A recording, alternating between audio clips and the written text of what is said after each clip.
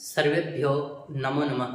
आज फिर संस्कृत चैनल जयपाल शास्त्री में आप सभी का हार्दिक अभिनंदन है। हमने स्त्री प्रत्ययों के विषय में पहले भी पढ़ा था और आज फिर जो हमारी अचटेट या नेट की परीक्षा में आने वाले सूत्र या रूप हैं उनके विषय में पढ़ने जा रहे हैं। तो हमारे संस्कृत चैनल जयपाल शास्त्री में आप सभी का पुनः अभिनंदन है, स्वागत है। स्त्री प्रत्ययः, यहाँ पर सभी वे सूत्र लिखे हैं या रूप लिखे हैं जो हमारे अचटेट या नेट की परीक्षा में पूछे जाते हैं। तो अभी हम उनके विषय में पढ़ेंगे। हमारा जो पहला सूत्र है, इंद्र वरुण भव सर्व रुद्र मृड हिमारण्य यव यवन मातुलाचार्याणाम आनुक। ये जो सूत्र है ये नीस और आनुक दो प्रत्यय करने वाला सूत्र है। यथा इंद्राणी, इंद्र प्लस आनुक प्लस नीस। वार्तिक है यहाँ पर हिमारण्योर महत्वे, महद हिमम, हिमानी, हिम प्लस आनुक प्लस नीस।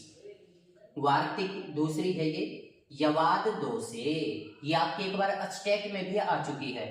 यहाँ पर यदि आपको वार्तिक दे कि यवाद दोषे, दोष अर्थ में यदि यव शब्द से आनुक और नीस प्रत्यय किया जाएगा तो यवानी बनेगा, दुष्टो यवः। तो आपके पेपर में अचटेट में ये दे रखा है यवाद दोषे दुष्टो यवः, तो आपका रूप बनेगा यवानी। यदि आपके पेपर में दे दे कि यवनां लिप्याम यवनानाम लिपिहि, तो आपका रूप बनेगा यवनानी। तो यहाँ तो यव शब्द से आनुक और नीस प्रत्यय किया है, यहाँ यवन शब्द से आनुक और नीस प्रत्यय किया है। यह आपके अचटेट में भी पूछा जा चुका है। आपने वार्तिक पर ध्यान देना है कि यवाद दो से दुष्टो यवः, ऐसा यदि पूछता है तो यवानी। यदि वह कहता है कि यवना लिप्याम, यवन देश की लिपि, यवना नाम लिपि ही यवनानी। तो इस तरह से आपके ये दो रूप बनेंगे। आपने ध्यान रखना है कि उसने पूछा कैसे है। मातुलोपाध्यायो रानुक वा, ये वार्तिक विकल्प से आनुक प्रत्यय और नीस प्रत्यय करने वाली वार्तिक है।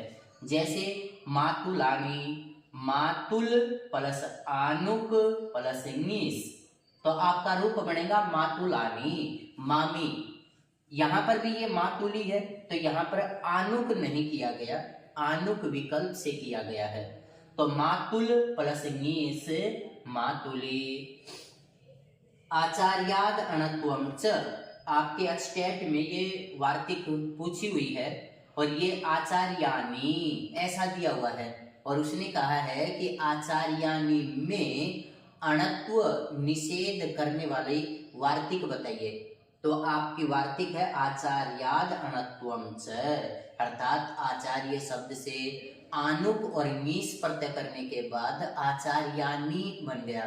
तो यहाँ पर न को अणत्व प्राप्त हो गया, अटकोपांगनुम वेवायपि, लेकिन इस वार्तिक ने न को अण होने से निषेध कर दिया।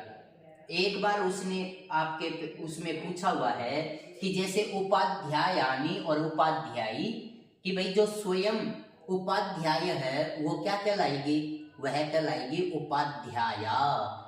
और यदि आचार्य वह किसी आचार्य की पत्नी है तो आचार्यानी, और वह स्वयं आचार्य है, पढ़ाने वाली है, पढ़ी लिखी है, तो वो आचार्या कहलाएगी। तो इसलिए आप ये ध्यान दें कि ये एक बार आपके अचटेट में भी पूछी जा चुकी है। अर्य क्षत्रियाभ्याम वा स्वार्थे, तो ये वार्तिक भी आपके विकल्प से आनुक और नीस प्रत्यय करने वाली है।